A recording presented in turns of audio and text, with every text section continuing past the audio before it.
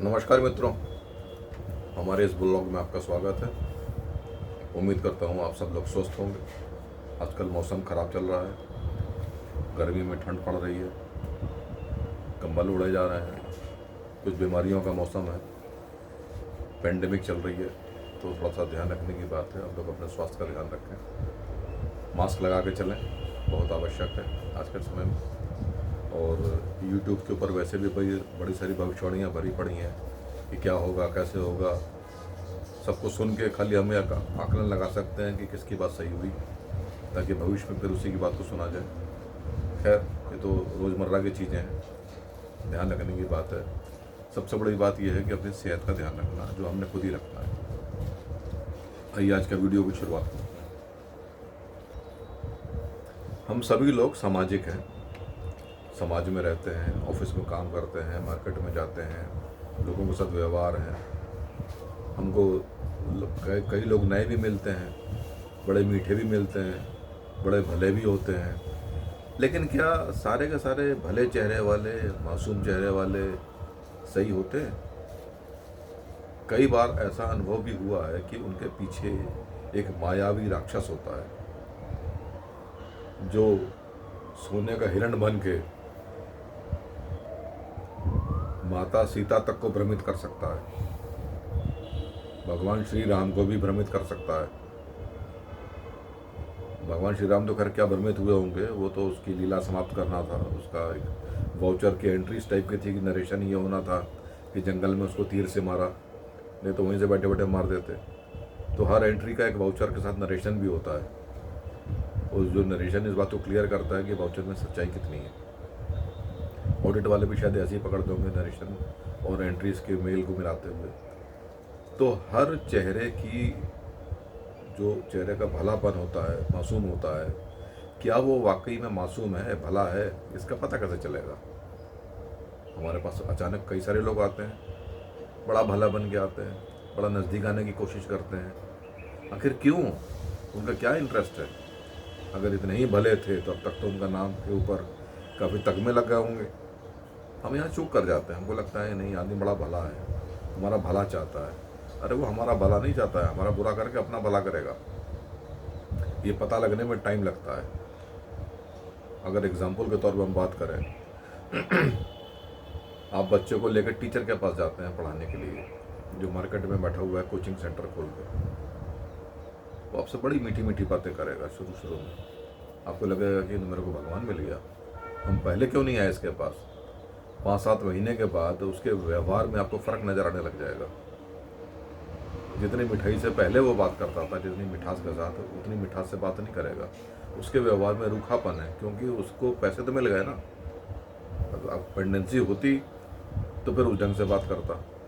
अब चूंकि पूरे पैसे उसको मिल गए, उसका पर्पस सर्व हो गया, बात खत्म। आप के लिए थोड़ी बैठा है, वो तो पैसे कमाने के लिए बैठा है। तो उसका इंटरेस्ट में फोकस का फ़र्क है।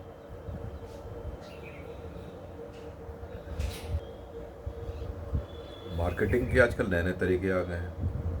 बड़ा भोला बन के, मासूम बन के ऐसे आएंगे जैसे कि आपको लगेगा कि यार ये अभी तक कहीं नहीं आया। हमारे सोसाइटी में एक कैनोपी लगी, दूध बेचने वाले आए। मार्केट में अगर दूध 60 रुपये का चल रहा है, तो वो बोले कि हम आपको 22 रुपये का देंगे। 22 रुपये में आधा किलो, 44 रुपये किलो फुल क्रीम। यार कैसे दोगे?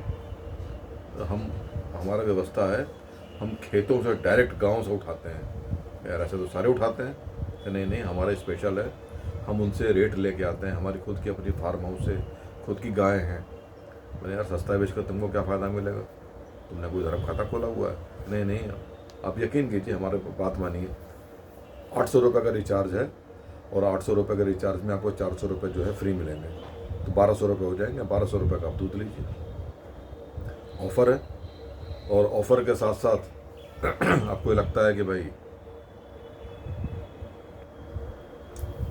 नेक्स्ट डे दूध आया जी, 22 के हिसाब से 44 रुपये कटने चाहिए।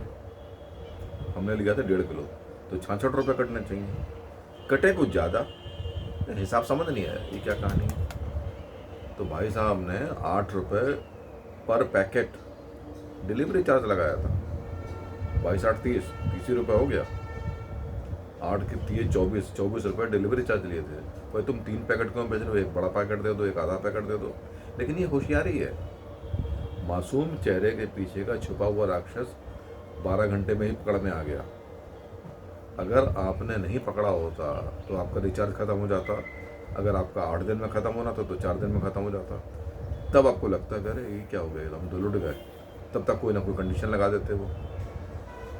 खैर, इस प्रकार के मार्केट के अंदर लोग भरे पड़े हैं जो आपको चीट करते हैं, धोखा देते हैं, और जब आप धोखा खा जाएंगे तो बोलेंगे तो आपको पहले सोचना चाहिए था, आपने देखा नहीं था मार्केट उसके अंदर क्या लिखा है, टर्म्स एंड कंडीशन अप्लाई, आपके ऊपर तो ये लागू ही नहीं होता। हमने पिक्चरों में भी देखा है इस प्रकार के सीन के ऊपर तमाचेबाजी भी हुई है। लेकिन ये तमाचे एक्चुअल में उसको नहीं, तमाचे तो हमारे लिए टीवी में ऐड आते हैं कि इसमें फाइनेंशियल रिस्क है, अब अपने समझदारी से खेलें। भैया तुम ऐड को क्या के लिए दिखा रहे हो।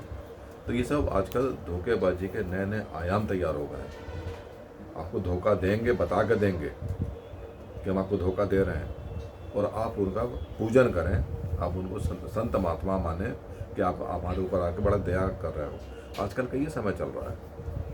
उनको शर्म नहीं है इस बात की कि उनके इस हरकत से उनका ही नुकसान हो रहा है, क्योंकि वो पैसे कमाने में आए। वो उनका घड़ा भरने वाले हम लोग हैं, उनका पाप का घड़ा भरा जा रहा है। और आजकल मार्केट के अंदर ऐसे लोग भरे पड़े हैं, जिसके ऊपर भी आपने भरोसा किया उसी ने आपको डंक मारा। ये आज का सिस्टम है। तो जितना ज़्यादा अपने आप को बचा के संकुचित होकर चल सकते हैं उतना ही बढ़िया है। आपका अपना एक लक्ष्य है, आपकी अपनी एक पकड़ है कि आपने इस काम को करना है। इस काम का एक ही रास्ता है। अगर आप अलग अलग रास्तों को जाएंगे तो लुटने का, भटकने का डर है। तो लुटना भटकना नहीं है। आपका एक लक्ष्य है कि आपका अपने इस चीज़ को प्राप्त करना है, इस गंदे नाले को, राक्षस को, इस अड़चनों को पार करना है। उस अड़चन को पार करने में अगर कोई आपको मदद देने के लिए आता है तो वो धोखेबाज हो सकता है, सही भी हो सकता है। ईश्वर पे आस्था रख के आपने उसको टेस्ट करना है कि कितना सही है, कितना गलत है। अगर ईश्वर को आपने अपने साथ में रखा है, वो आपको धोखा नहीं दे पाएगा। कहीं ना कहीं रुकावट आ जाएगी, आपको समझ आ जाएगा कि ये गड़बड़ है। और अगर कहीं भी ऐसा कुछ नहीं होता है, वो आदमी सही है, तो ईश्वर आपकी मदद करेंगे। ईश्वर को अपने साथ मान के चलना है, आपने उनको छोड़ना नहीं। वो तो हमारे साथ में ही है, हमें भूल जाते हैं, अपने में आ जाते हैं कि हम अपने ऐसा कर लेंगे। हमने अपने आप को भूल जाना है, ईश्वर को साथ लेकर चलना है कि भगवान जी आप बताइए मैं इसके साथ डील करूं या ना करूं। अगर डील हो जाती है तो भगवान की मर्जी है, डील नहीं होती है, रुकावट पड़ गई, समझ लीजिए भगवान की मर्जी नहीं, फिर आप मना कर दें। बदतमीजी ना करें, आप शब्दों का प्रयोग ना करें, भगवान इसकी इजाज़त नहीं देते। जो कुछ करना होगा वो अपने आप कर लेंगे, हमको पता भी नहीं चलेगा। हमको सुरक्षा चाहिए, सुरक्षा मिल गई। तो आप सभी से यही प्रार्थना है कि आजकल जो पेंडेमिक फैला हुआ है इसमें अपने स्वास्थ्य का ध्यान रखें। आज यहीं तक, यहीं तरह ही। अगर सब्सक्राइब नहीं किया तो सब्सक्राइब करें, लाइक करें, शेयर करें, कमेंट करें। आपका दिन शुभ हो। नमस्कार।